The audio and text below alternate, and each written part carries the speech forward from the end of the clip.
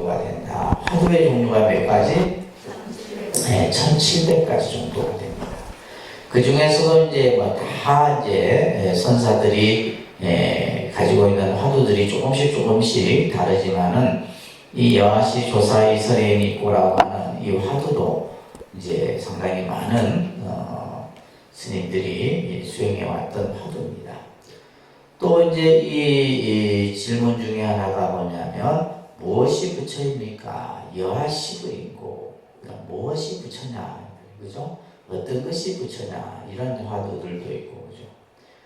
그래서 이러한 화두들의 바탕으로 해서 이제 조사선의 그러한 가르침들이 쭉 전해지게 되는데, 여러분들 교재에도 보게 되면 55쪽에 보면 해능의 선법의 법을 마저 도일이 있고 마저 도일이 백장해에게 전해지고 조주 중심에게 전해지고 황교 피원에게 전해지고 임재의연에 이루어지는 이러한 아주 중국의 이러한 아주 큰 선의 물결들이 만들어지게 됩니다. 이렇게 해서 이제 실제 우리나라에도 전해지게 되는데, 그 다음 페이지 넘겨보시게 되면, 이제 송나라 때가 되게 되면, 이제 송나라라고 하는 시대는 문화가 가장 융성했던 시대예요. 우리나라로 치면 고려 시대가 되는데, 고려 때도 우리 이제 문화가 굉장히 융성했던 시대인데, 이때 이제 바로 이제 굉지 정각이라고 하는 스님은 묵조선을 가르치고, 그래서 이 묵조선은 이제 나중에 조동종이라 해서 일본 선을 이제 묵조선에 가깝게 이제 얘기를 합니다. 그리고 이제 대종고라고 하는 스님에 의해서 바로 이제 가나선이 크게 일어나요. 그래서 선도 보면 묵조선이 있고 가나선이 있어요. 그래서 어떠합니다. 묵조선, 가나선. 그래서 이제 선도 이제 송나라 때에 이르러서 이러한 이제 큰 두 갈래로 나눠지게 되게 됩니다. 자, 그래서 이제 그 밑에 보시게 되면 우리나라는 뭐요? 가나선의 전통을 잘 간직하고 있는 그 수행 방법을 잘 계승하고 지금 유지하고 있는 나라 중에 하나가 이제 우리나라예요.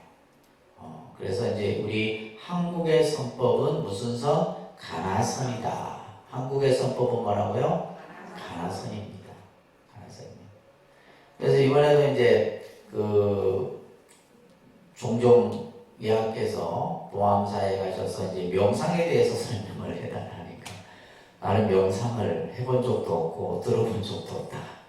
그래서 내가 지금까지 배웠던 것은 가나선이기 때문에 가나선이나 명상이나 서로 그 근본은 다르지 않다. 이러면서 이제 설법을 하셨던 내용이 이제 기사에 나왔던데요.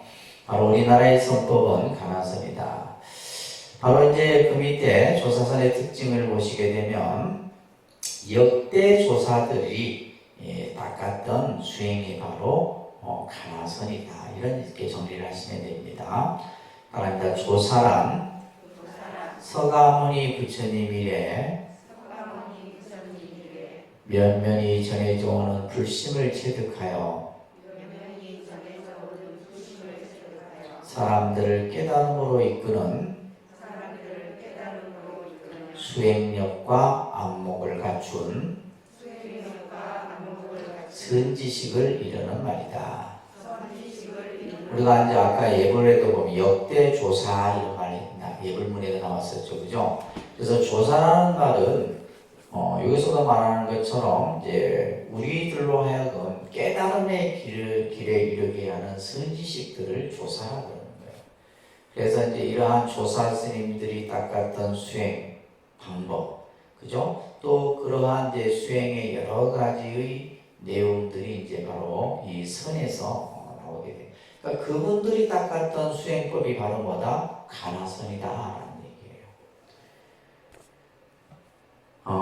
그래서 예를 들면 그 밑에 보시게 되면 이제 우리가 이제 선에 있어서 조사는 부처님과 다르지 않다. 그래서 우리 여기 밑에 보면 불조라는 말을 쓰기도 하고 조불이라는 말을 사용하기도 해요. 그래서 예를 들면 선에서는 부처님과 조사가 같은 격이에요. 예를 들면 이제 우리가 흔히 조사라고 한다면 이제 깨달음을 얻은 분이에요. 깨달음을 얻은 분인데 우리가 이제 기존에 깨달음을 얻은 분을 부처님이라 한다면 이제 중국의 선에 와서는 뭐요? 그런 분들을 조사다. 이렇게 이제 표현을 하는 겁니다.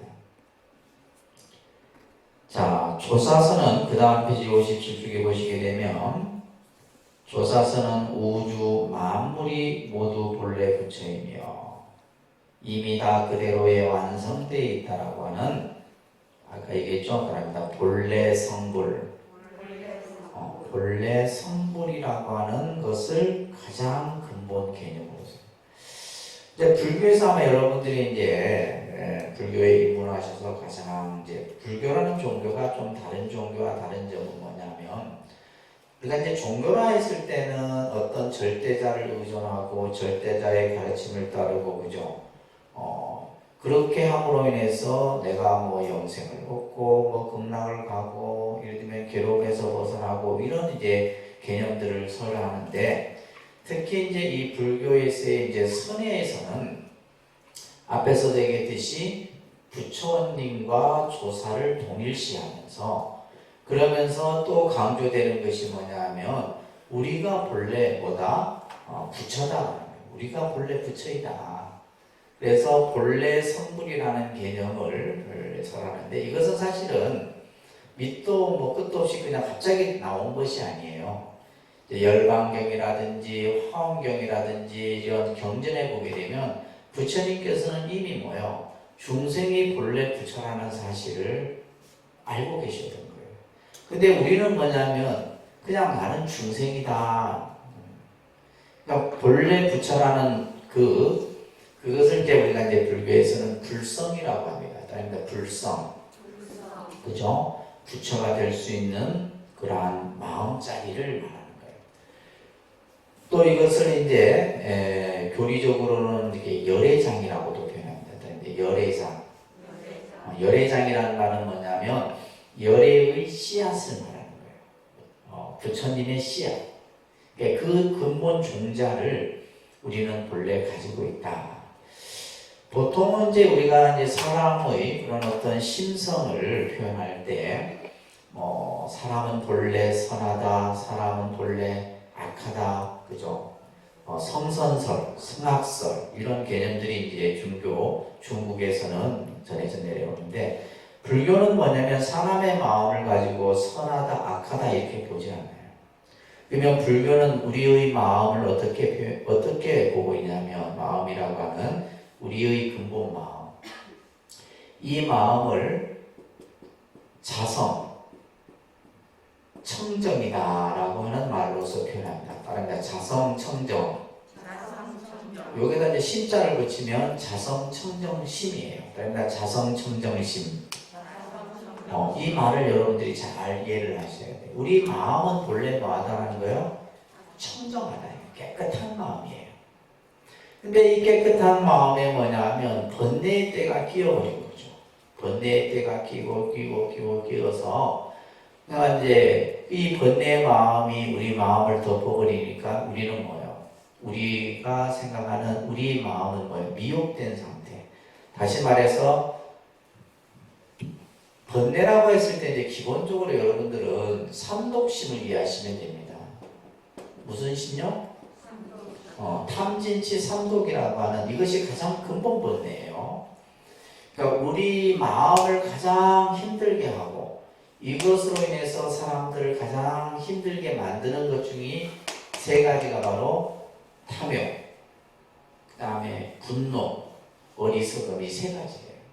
그래서 이제 부처님께서도 수행이란 이 세 가지를 제거하는 것이 수행이다. 아까도 얘기했잖아요. 제가 명상을 하는 사람이거나 선을 하는 사람이 이 세 가지를 닦는 것이 근본 목적이에요. 이 세 가지가 소멸됨으로 인해서 그 자리에는 뭐예요? 본래 우리의 청정한 마음자리가 그대로 드러나는 거예요. 그래서 부처님께서도 깨달음을 얻고 나서 보니 중생이 본래 뭐다? 중생들이 다 부처의 성품을 본래 가지고 있구나 아신 거죠. 그런데 이제 그 마음을 우리는 모르는 거예요. 그래서 이제 불교에서는 마음이다, 불성이다, 열애장이다, 자성이다, 신성이다, 뭐 이런 이제 마음이라는 표현들을 다양하게 표현을 하는 겁니다. 그래서 우리가 본래 부처다라는 사실을 강조를 하는 겁니다. 이 선에서는 아시겠죠? 내가 본래 부처인 줄 알면 뭐예요? 이 세상이 다 부처인 거예요. 내가 본래 부처인 줄 알게 된다는 것은 결국 이 세상의 삼라만상이 다 부처의 모습으로 보이는 거예요. 근데 우리는 그렇게 안 보이잖아요. 그죠? 너는 너고 나는 나고, 예를 들면 나는 인간이고 짐승이고 뭐 하게 분별로 본다 이 말이에요. 근데 그게 왜 그러냐면 내가 본래 부처라는 이 자성청정한 마음자리를 스스로 회복하지 못했기 때문에. 그래서 쉽게 좀 더 표현하자면 우리가 이제 선이든 명상이든 이런 수행은 뭐냐면 자성을 회복하는 겁니다. 뭘 회복한다? 자성을 회복하는 거예요. 내 마음을 본래의 마음자리로 회복시키는 거. 그래서 우리는 이제 수행을 뭐 자기 정하다 뭐 이런 여러 가지 용어들을 쓰는데 결국 이제 내가 수행을 통해서 자기 자신의 본래 마음을 근본의 마음자리로 되돌리는 것. 이것이 이제 제일 중요한 개념이에요. 그래서 자기 자신이 본래 부처다 이 말이에요. 바로 이 자리에서 자기가 완성되어 있는 모습을 보는 것이 바로 선이다. 이것을 아느냐 모르냐, 이것을 깨치느냐 못 깨치느냐, 이것을 이제 깨치면 뭐예요? 아까 얘기했듯이 이 삼라만상이 다 부처의 모습으로 보이는 거예요. 차별이 일어나지 않습니다. 차별이 일어나지 않고 모든 것이 다 평등한 거예요. 자, 따라합니다. 중생의 자리에서 부처의 자리로 변해가는 것이 아니라, 이 말이 중요한 말이에요. 우리는 착각을 합니다. 내가 수행을 해서 부처가 된다? 아니에요. 그러니까 우리는 기본적으로 아까 제가 이 삼독심을 닦는 것이 수행이 된다. 수행을 한다라는 과정을 통해서 우리가 부처가 된다라고 이제 일반적으로 이해하는데 이미 나는 뭐예요? 본래 부처라는 사실을 우리는 알아야 된다는 거예요. 그렇기 때문에 중생의 자리에서 부처의 자리로 변해가는 것이 아니라 뭐다? 부처의 자리에서, 아닙니다. 부처의 자리에서. 여기서 부처의 자리라는 것은 깨달음의 자리예요. 내 마음의 근본, 내 마음의 근본 자리를 말하는 겁니다. 내 마음의 근본 자리에서 뭐다? 스스로가 자신이 부처임을 확인하는 거예요. 내가 본래 부처였구나. 내가 본래 내 마음이 청정한 마음자리였구나. 그런데 뭐요? 내가 그 마음을 알지 못하고 욕심내고 화내고 어리석은 생각으로 인해서 우리는 그냥 분별을 일으키고 그죠? 시비를 일삼고 하게 되는 거예요. 그래서 이제 선에서 아주 중요하게 이제 조사선, 우리가 선의 특징을 얘기하는 구절입니다. 아주 중요한 구절이에요. 그러니까 경전 밖에 따로 전해지는 가르침, 언어나 문자에 의존하지 않고 곧바로 자기 마음을 직관하여 자신의 성품을 모아 부처가 된다. 그러니까 이제 앞에서도 선이라는 것은 언어나 문자가 필요 없다 그랬어요. 그죠? 이것은 단지 뭐와 같다? 방편이다. 그래서 부처님께서 금강경에서도 내가 너희들에게 말한 설법은 뭐와 같다 그랬어요? 뗏목과 같다 그랬어요. 뭐와 같다고요? 뗏목. 예를 들면 내가 뗏목이라는 것은 강을 건너기 위한 수단, 도구일 뿐이지 내가 강을 건너고 나면 필요 없는 거예요. 우리가 예를 들면 불교에서 팔만대장경을 할지라도 내가 깨닫고 나면 팔만대장경이 필요 없다는 거예요. 그런데 이제 어리석은 사람은 뭐냐면 자꾸 문자를 가지고 시비를 따지고 그죠? 예를 들면 문자 속에서 뭔가 진리를 찾으려고 하고, 그런데 언어나 문자 속에서는 그 답이 있을 수 없다는 얘기예요. 그렇기 때문에 여기서는 뭐냐면 자기 마음을 직관해라. 이것을 직지인심이라고 해요. 그러니까 직지인심. 자기 마음을 바로 보아라. 이거예요. 자기 마음을 바로 보아라. 그죠? 이게 선이에요. 자기 마음을 바로 보아라. 내가 지금 일어나고 있는 내 마음, 그죠? 내 마음을 바로 보아라. 직지인심, 견성성불이라는 말이 이제 중요한 말이에요.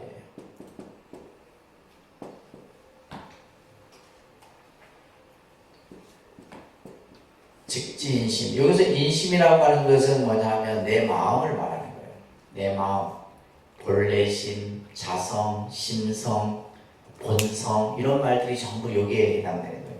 그래서 선이라는 것이 뭐냐 어렵게 된 거예요. 내 마음을 보는 거예요.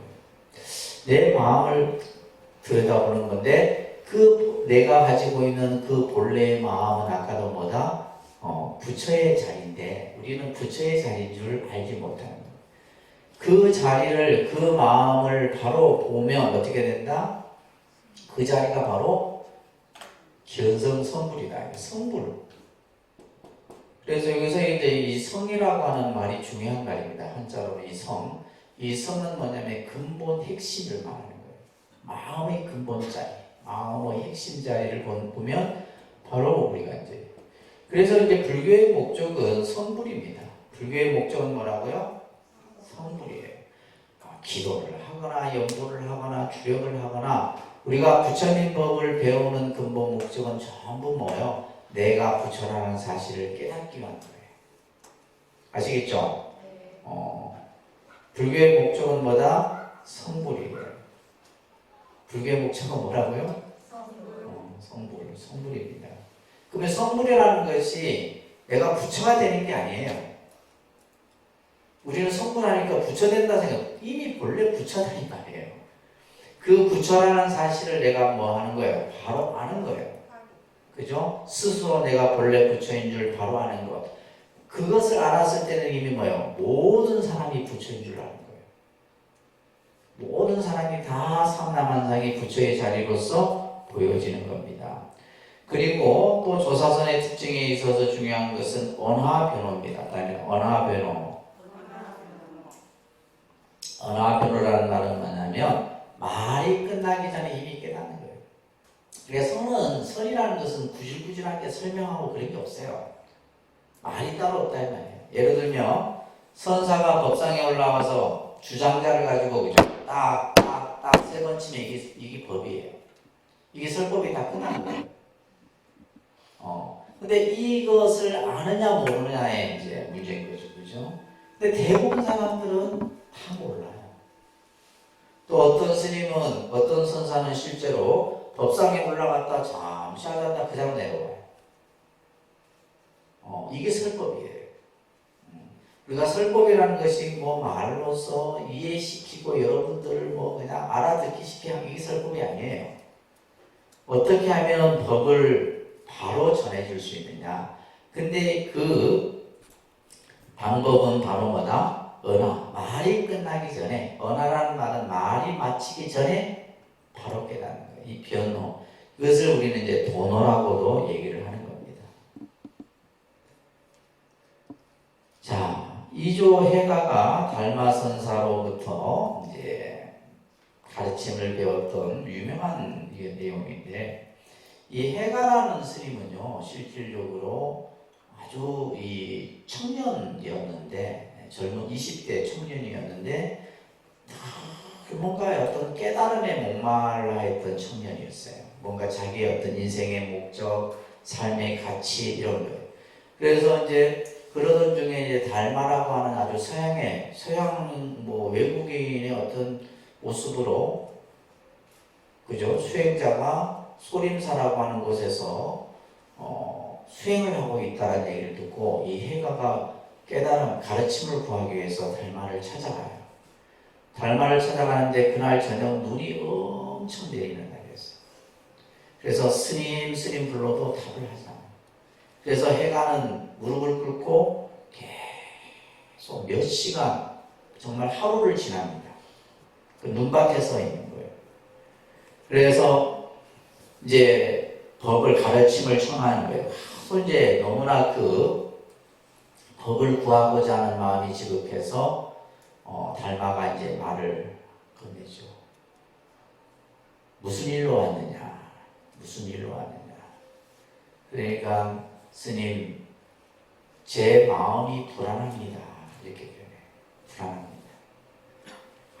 아무리 찾아도 마음이 어떤 진리를 내가 책을 보고 또 누구에게 가서 뭔가를 물어도 그 답을 찾을 수가 없고 늘 마음이 불안합니다. 이때 이제 달마가 한 말이에요. 그 불안한 마음을 나에게 보여라. 불안한 마음을 나에게 보여라. 근데 이 말에 이제 해가는 뭐예요? 내가 분명히 내 입으로 마음이 불안하다 했는데 불안한 마음을 내 보이라 하는데 그 불안한 마음을 아무리 찾아도 찾을 수가 없잖아요. 내 보일 수가 없잖아요. 그죠?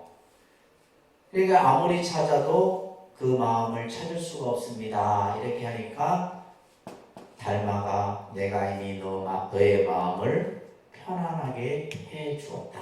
라고 해서 이것이 유명한 뭐냐면 안심법문이에요. 그래서 선은 우리가 이제 수행이라고 하는 것이 아까 뭐 자기의 어떤 그죠? 마음을 바로 찾고 이런 뭐 어려운 말들보다 사실은 중요한 것은 뭐예요? 수행은 마음을 편안하게 하는 거예요. 그래서 이 안심이라고 하는 편안한 마음 이것이 결국 뭐냐면 우리가 추구하고자 하는 결국 뭐냐면 행복의 기준이 되는 거죠. 그러니까 예를 들면 행복이 뭐냐라고 했을 때 마음이 편안할 때 행복한 거잖아요. 뭐 돈이 많다고 행복하고 그죠? 여러분들이 뭐 좋은 집에 산다고 행복한 게 아니잖아요. 내가 구중궁궐에 살아도 마음이 불편한 건 지옥인 거예요. 그래서 이 안심이라고 하는 이 안심법문이 바로 이제 달마의 핵심 가르침이에요. 달마 스님의. 자, 그래서 밑에 보시게 되면 이제 안심인명이라고 하는 그죠? 구절이 나옵니다. 그 다음에 육조 해능 스님도 마찬가지예요. 육조 해능 스님도 금강경을 읽다가 금강경의 응무소조 이생기심이라는 마땅히 머문 바 없이 그 마음을 내라는 그 자리에서 깨달음을 이루었고 그래서 이러한 역대 조사들이 전부 뭐예요? 언화 변호 가운데서 깨달음을 이루었다. 그리고 조사선에서는 이제 두 번째 단락에 보시게 되면 조사선의 가장 중요한 것은 뭐냐면 스승과 제자의 대화입니다. 그러니까 우리가 이제 공부라는 것은 끊임없이 묻고 답하는 이런 과정이 필요한 거예요. 여러분들이 이제 공부를 하다가 어느 정도 공부가 됐으면 자기 공부를 스스로 점검하고 그것에 대해서 이제 스승에게 묻고 하는 이것을 우리는 뭐라 하냐면 선문답이라 합니다. 뭐라 한다고요? 그래서 조사선의 가장 중요한 이제 특징 중에 하나가 바로 이 선문답이 큰 위치를 차지하고 있는 거예요. 그리고 때로는 이제 제자들을 제도할 때 다양한 도구를 씁니다. 활을 쓰기도 하고, 활이라고 하는 것은 갑자기 뭐냐 소리를 크게 그래서 이제 우리가 선사들의 선법문을 듣다 보면 선사들이 갑자기 그냥 활을 한단 말이에요. 또는 이제 뭐냐면 몽둥이를 들기도 하고, 그 다음에 이제 이 구지선사 같은 경우는 뭐냐면 손가락을 딱 들어 스님 불법이 뭡니까? 이렇게 물어보면 이렇게 하더라고요. 이 구지선사 얘기가 재밌는 얘기가 있는데 하루는 이제 늘 제자들을 제도할 때마다 가르침을 물을 때마다 이 구지선사는 이렇게만 보이신 거예요. 손가락, 엄지손가락. 그래서 하루는 이제 이 구지선사가 어디 외출을 하게 됐는데 마침 이제 그 새로 부임한 요즘 우리로 치면 뭐 도지사급이겠죠, 그죠? 그 이제 마을에 이제 도지사되는 이제 옛날에 말로 하면 뭐 현령쯤 됐겠죠. 그래서 이제 스님께 여기에 도인이 산다는 얘기를 듣고 찾아온 거예요. 찾아왔는데 스님이 마치 외출을 하고 없을 때 이제 이분이 이제 어린 사미에게 물었어요. 큰 스님께서는 매일 사람들이 와서 어떤 가르침을 물으면 어떻게 합니까? 하니까 동자가 이렇게 딱 보이는 거예요. 사미승이. 큰 스님 옆에서 맨날 봤을 거 아니에요. 그래서 우리 스님께서 맨날 이렇게 하십니다. 이렇게 했더니. 그리고 나서 이제 그분이 내려가고 나서 스님이 올라오고 나서는 누가 날 찾아왔느냐 이렇게 하니까 새로 부임한 예를 들면 고을에 그런 찾아왔었습니다. 누군가가. 그래서 뭐라 따로 얘기를 했느냐 하니까 따로 얘기는 안 했고요. 큰 스님께서 맨날 사람들이 오면 어떻게 가르치냐고 하길래 제가 이렇게 했습니다. 이때 스님이 이 산이의 손가락을 확 잘라버립니다. 이때 깨쳐버리는 거예요. 이 어린 산이가 이때 이 스님의 가르침을 깨우쳐버리는 거예요. 이런 이야기들이 이제 여러 가지 이 조사선에서는 다양한 제적 방법들이 나오게 되고, 그 다음에 이제 그 밑에 보시게 되면 항상 이제 우리가 이제 공부에 대한 점검이 필요한 거예요. 내 공부가 어떻게 잘 되고 있는지 안 되는지, 그죠? 이 점검의 인가 과정이 중요하다. 그리고 이제 조사선의 또 하나 특징은 뭐냐면 끝에서 넷째 줄. 이게 제일 중요한 겁니다. 중국선, 또 우리나라의 한국선도 마찬가지예요. 일상 속에서의 선이에요. 다릅니다. 일상 속에서의 선. 일상 속에서의 선은 뭐냐면 수행이라고 하는 것은 참선, 다시 말해서 방석 위에 앉아서 있는 것만이 선이 아니다. 수행이 아니고 밥을 먹고 잠을 자고 차를 마시고 하는 일거수일투족 모든 것이 다 수행이다. 이게 이제 중국에 와서 이 중국의 선이 우리나라에까지.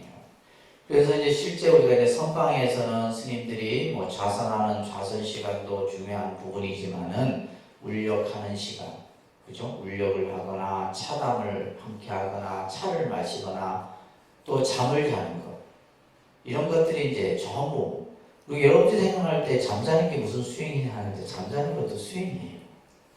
왜냐하면 스님들은 뭐냐면 정확한 시간에 자고 정확한 시간에 일어나야 되잖아요. 그렇잖아요. 여러분들은 이제 막 그냥 잠자시는 시간이 불규칙하죠, 그죠? 그러니까 이게 이제 일상의 수행이 지속적일 수가 없는 거예요. 근데 이제 우리가 스님들 같은 경우는 일정한 시간에 딱 맞춰서 공양을 하고, 딱 맞춰서 자고, 딱 맞춰서 차를 마시고, 모든 것이 딱 짜져 있는 시간 속에서. 그래서 이제 이러한 것들이 일상 속에서의 선이라고 하는 가르침들이 이제 선에서 중요하게 나타나고 있는 겁니다.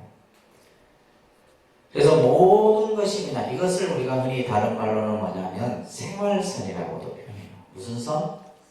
생활선. 그러니까 다시 말해서 내가 방석 위에 앉아서 참선하는 것과 일상의 생활이 똑같아야 된다. 이것이 서로 달라지면 안 돼요. 달라지면 안 된다. 그래서 이러한 조사선의 여러 가지 특징들을 여러분들이 이제 잘 이해를 하셔야 되고요. 자, 그 다음 장 넘겨보시게 되면, 우리가 이제 불교라고 하는 이 종교는 결국 부처님의 깨달음의 가르침을 근거로 한 내용이죠. 그죠? 그래서 깨달음이라고 하는 것은 불교의 생명줄이자 궁극적인 지향점이다. 그래서 이제 우리가 불교에서는 그 부처님이 깨달으신 진리, 그것을 뭐라 하냐면 연기, 중도의 이치다라고 얘기합니다. 부처님의 깨달음의 진리를 뭐라 한다고요? 연기와 중도의 이치를 깨달음이다 라고 얘기를 하는 겁니다. 자, 가나선도 마찬가지다라는 얘기를 하고 있죠. 그렇죠? 가나선이라 해서 부처님의 가르침과 다른 세계관이나 인생관 가치관을 추구하지 않는다. 다시 말해서 불교와 선이 다르지 않다는 거예요. 불교와 선이 서로 이것이 만약에 다르다라고 했을 때는 이것은 문제가 되는 거죠. 그죠? 그래서 부처님의 가르침과 또 부처님이 닦으셨던 수행법 또한 같다라는 얘기예요. 그렇기 때문에 우리가 가나선을 수행하기 전에는 반드시 뭐가 필요하다는 거예요. 불교의 세계관에 대해서 반드시 이해가 있어야 된다. 불교에 대한 이해가 있어야 된다. 불교에 대한 이해 없이 선을 이해하기는 어렵습니다. 불교에 대한 이해 없이 선을 이해한다는 것은 굉장히 이제 이 주객이 전도된 거죠. 주객이 전도됐다고 볼 수가 있어요. 자, 조선시대 때 서산대사가 휴정 선사는 서산을 얘기합니다. 서산대사가 이와 같이 얘기를 합니다.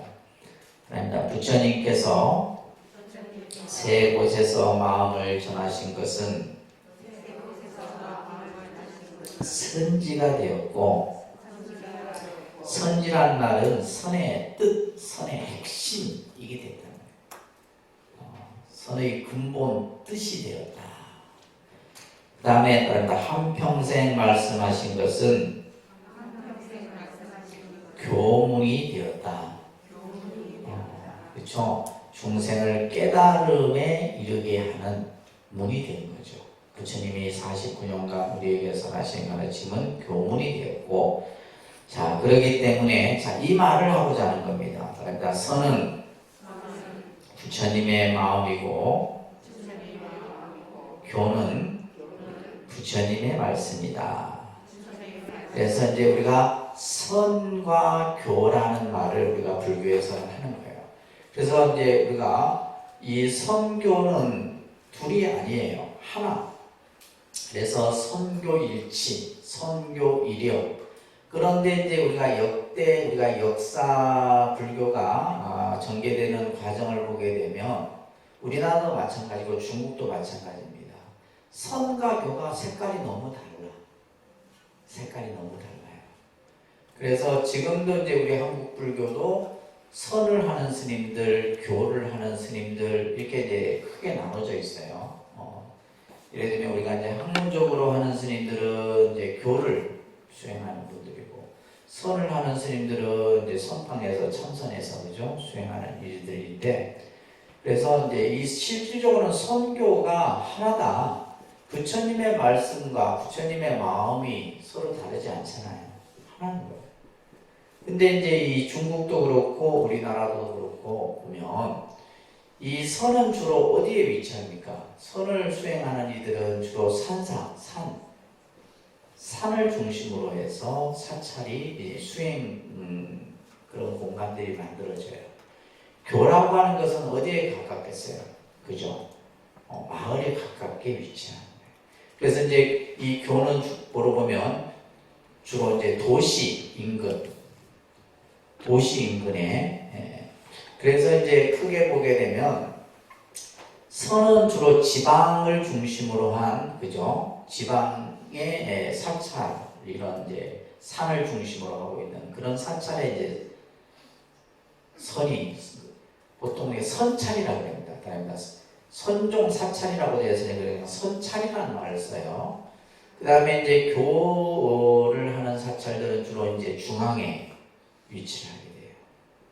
중앙에 위치하다 보니까 당연히 이제 뭐냐면 불교라는 종교는 오래전부터 뭐와 연관이 되냐면 정치 권력하고 굉장히 밀접하게 같이 갑니다. 왜냐하면 왕이 불교를 받아들이고 왕이 불교를 숭상하고 이런 것들이 이제 중국도 그렇고 우리나라도 그렇고 이어져 왔었잖아요. 그죠? 그래서 예를 들면 교를 하는 스님들은 이제 실질적으로 이제 중앙 집권 세력과 가깝고, 그 다음에 선을 하는 스님들은 지방에는 호족이라고 그러죠. 호족 세력과. 그러니까 예를 들면 쉽게 얘기해서 우리나라 이제 고려를 여러분들이 그래서 사극 같은 거 잘 보셔야 돼요. 고려사나 이런 데 보게 되면 고려 말에 이제 무신 정권하고 문신과 무신이 서로 이제 갈등을 하죠. 그죠? 그러면 문인들은 교종과 손을 잡습니다. 교종과. 무신들은 누가 손을 잡냐면 선과 손을 잡아요. 결국엔 나중에는 고려를 누가 제패를 해요? 무신들이 제패를 하잖아요. 그래서 나중에 조선이 건국이 되고 하는데, 그러다 보니까 교종 사찰들은 당연히 뭐 어떻게 돼요? 없어지는 거예요.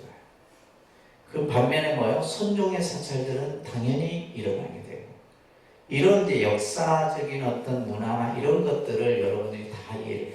그래서 이제 우리가 이제 이걸만 봐도 뭐냐면 사찰이 중국이나 우리나라는 수행을 하는 사찰들은 산중에 있었고 부처님의 가르침을 전하고 이런 교종 사찰들은 어디에 있었고 도시에 있었고 이렇게 구분이 되는 거예요.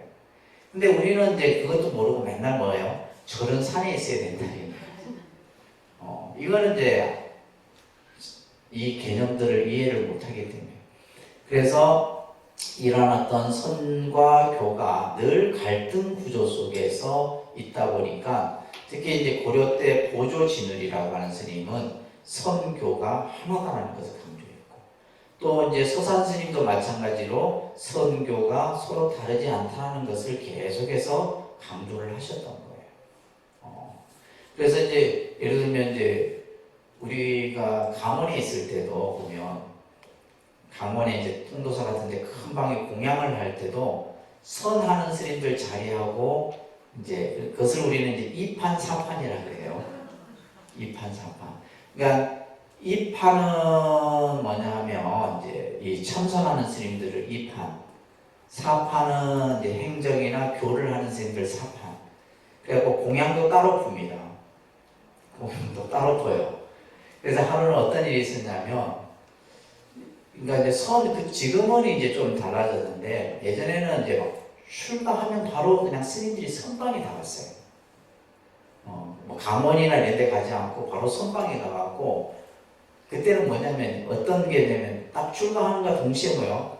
내가 부처 되겠다라는 이런 의욕들이 강했단 말이에요. 이 출가를 하면서부터.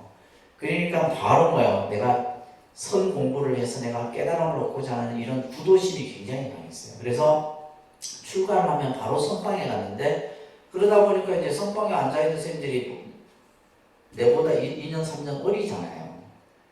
우리 스님들은 이제 출가한 연도로 따지는데 그래서 한 번은 우리 이제 이쪽 이제 경을 보는 스님들이 데모를 했어요. 자, 우리 밥을 못 퍼주겠다. 니네들 밥 니네가 퍼라. 이게 굉장히 아주 정말 이 희한한 감정 싸움이 일어났던 거죠, 사실 그때. 그래서 이제 선방 스님들은 선방 스님들이 알아서 밥 주고, 이제 또 이제 학연 스님들은 학연 스님들이 따로 밥을 주고 이런 상황들. 그 당시만 해도 되게 아주 미묘했어요. 그래서 선을 하는 스님들은 교를 무시하고, 교하는 스님은 이렇게 깔을 내려가고, 교하는 스님들은 이거 불교에 대한 이해가 없다고 또 무시해버리고. 이런 것들이 이제 우리 한국 불교 안에서도 굉장히 있었던 시대가 있었어요. 지금은 이러한 이제 우리가 이 선교가 서로 다르지 않다라는 말을 근본으로 해서 여러분들이 잘 보셔야 되는데 그래서 이제 예를 들면 부처님께서 깨친 경지를 말로 표현한 것이 교회예요. 그죠? 우리가 예를 들면 교라고 하는 것은 부처님의 교법을 말하는 거고 그 다음에 그 깨친 마음을 보인 것이 바로 선이다 라고 할 수가 있습니다. 그래서 우리가 달을 가리키는 손가락이 교라고 한다면 달 그 자체는 뭐다? 선이다. 이 말의 의미를 여러분들이 잘 이해를 하셔요. 우리가 예를 들면 손가락으로 저 달을 봐라 했을 때 교라고 하는 것은 깨달음에 이르기 위한 가르침이에요. 근데 깨달음 그 자체는 바로 뭐다? 선이다. 그래서 이제 이 선이라고 하는 것은 굉장히 이제 우리가 근기가 수승해야지 할 수 있는 부분입니다. 사실 아무나 할 수 있는 게 아니고 정말 근기가 수승해야지만 할 수 있는 공부가 바로 선이다라는 것을 이해하시면서 자, 오늘은 여기까지 하고요. 자, 배우소 가셨다가 3층 사무실 선실로 자리를 이동하겠습니다.